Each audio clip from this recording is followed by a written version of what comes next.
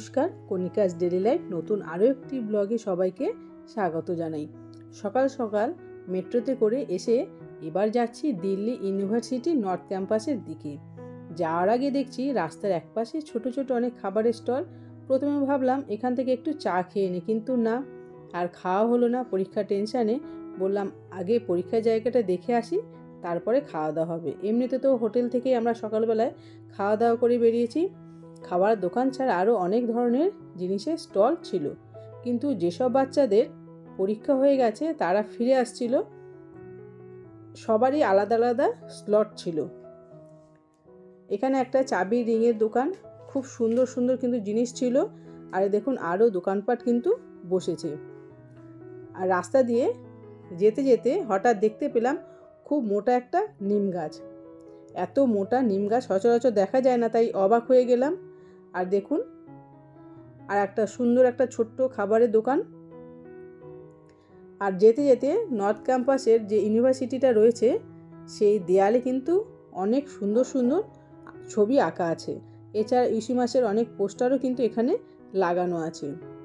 আমরা এগুলো দেখতে দেখতে একদম মেন গেটের কাছে চলে যাচ্ছি।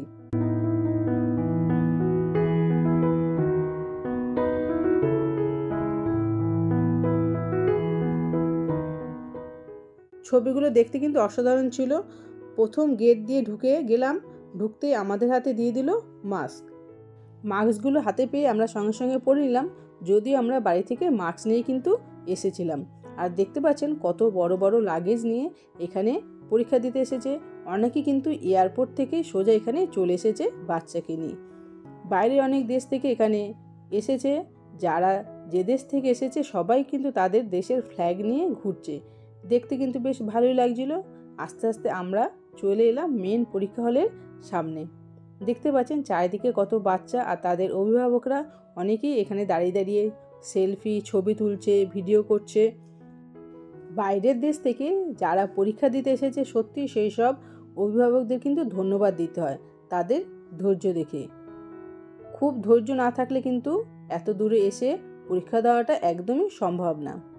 এবার একটা একটা করে বাচ্চাদের স্লটে পরীক্ষা হয়ে যাচ্ছে, পরের স্লটের বাচ্চাদের আবার রেডি করে রাখছে।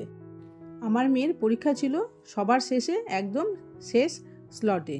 ওদের পরীক্ষা ছিল 12:30 থেকে। ওদের পরীক্ষাটা হয়েই কিন্তু পরীক্ষা শেষ হয়েছিল।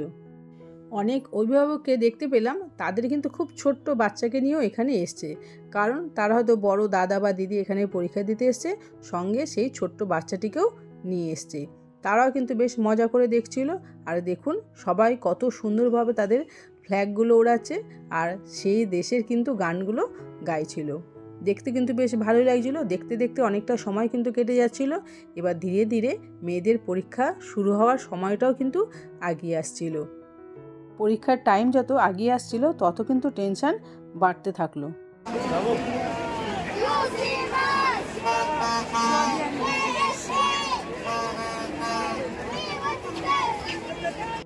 যেই জায়গায় ওদের পরীক্ষা হবে সেই জায়গাটা আমরা একটু দেখতে যাচ্ছি।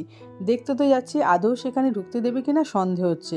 এবার সিঁড়ি দিয়ে আস্তে আস্তে উঠলাম, না দেখলাম সেখানে তেমন কোনো গার্ড নেই, তাই ওখানে গিয়ে একটু দাঁড়ালাম। আর দেখুন ভেতরটা কত সুন্দরভাবে সাজানো, সব দেশের পতাকা কিন্তু দেওয়া হয়েছে।